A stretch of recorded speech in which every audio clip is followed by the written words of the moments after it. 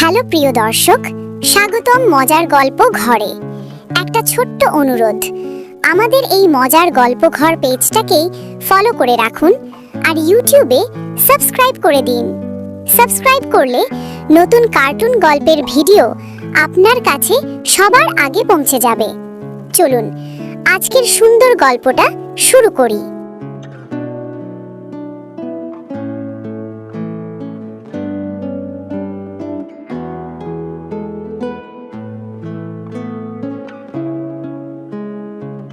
বরিশালের চন্দ্রপুর গ্রাম, সবুজে ঘেরা, খালের ধারে পাছির বাসা। মাটির ঘরে ধোঁয়া উঠছে, মাটির গন্ধে মন ভরে যায়।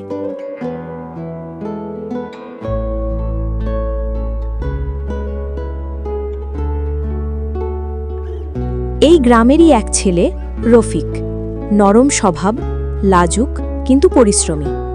তার মা মাতুলা বেগম গ্রামের সবার প্রিয় মাটির মানুষ। রফিক, আমার বুকের ভার নামাতে চাই রে বাবা। তোর বিয়েটা দেখি কবে দেব? বিয়ে? কিন্তু মা, কেমন মেয়ে খুঁজছো? এক আত্মীয় ফোন দিচ্ছে। শহরে এক মেয়ে আছে, নাম মায়া। কলেজে পড়ে, ভদ্র, লেখাপড়া জানা, বংশও ভালো, মুখটা পরীর মতো। মা, শহরের মেয়ে গ্রামের সংসার সামলাবে? ওরা তো দুধ চা না খেয়ে কফি খায়। বাপু, ভালোবাসা থাকলে শহর গ্রাম লাগে না। তুই শুধু মনটা ভালো রাখ। থেকে নামলো মায়া, গায়ে চকচকে শাড়ি। ওমা, গরম পানি কই? গিজার নাই? এই মশা মাছি কেমন ঝাঁপায় রে বাবা। বউটা দেখছো, যেন সিনেমা থেকে নেমেছে। ওমা, গরম পানি কই? গিজার নাই?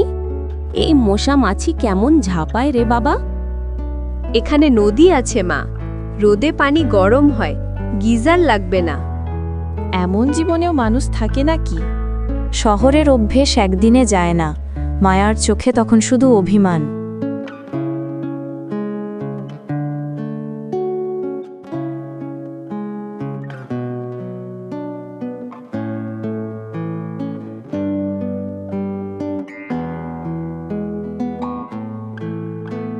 বৌমা, হাঁসগুলারে একটু খাবার দেবা।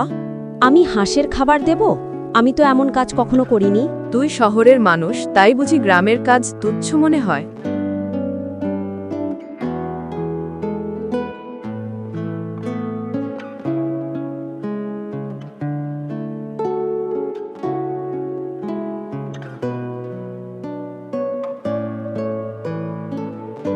মা তোমাকে মায়ের মতো ভালোবাসে, কিন্তু তুমি রাগ করো। একটু চেষ্টা করো, সব ঠিক হয়ে যাবে।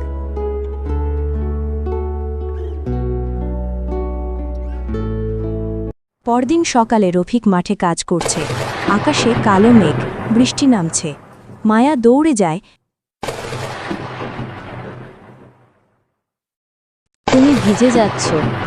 এই প্রথম তুমি আমার খেয়াল রাখলে। সেই দিন থেকেই মায়ার মন বদলাতে শুরু করে। সে রান্না শেখে, শাক তুলতে যায়, গরুর দুধ দোয়াতে শেখে।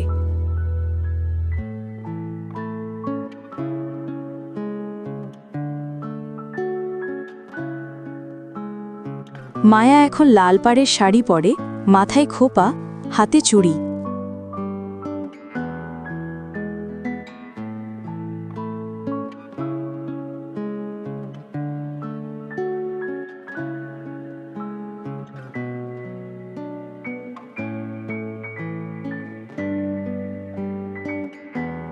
এই যে আমাদের শহরের বউ এখন একদম গ্রামের রমণী হয়ে গেছে।